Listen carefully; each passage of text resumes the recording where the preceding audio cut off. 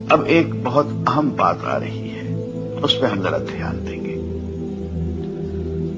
ثم لا تقربوا الصلاة وانتم سکارى حتى تعلموا ما تقولون۔ دیکھو، نماز کے قریب بھی نہ جاؤ جب تم نشے کے عالم میں ہو، اور اس کی آگے مصلحت بیان فرمائی، حتی تعلموا، تمہیں اس بات کا علم تو ہو، ما تقولون، تم کہہ کیا رہے ہو۔ اب نشہ تو اس زمانے میں حرام تھا نہیں، نشے سے تو روکا نہیں، لیکن نشے کے عالم میں نماز سے روک دیا، اس لیے کہ نشے کے عالم میں تم سمجھ نہیں پاتے ہو، اور جو نماز پڑھتے ہو، جو منہ سے کہتے ہو، تمہیں ہوش نہیں ہوتا کہ تم کہہ کیا رہے ہو۔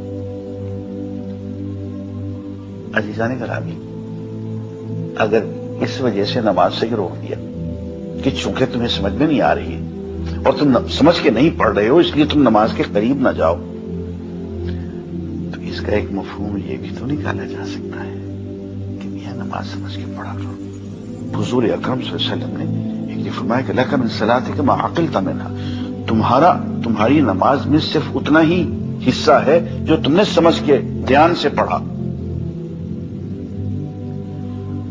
اس سے معلوم ہوتا ہے کہ نماز کے ایک ایک لفظ پہ غور و فکر کرنا چاہیے۔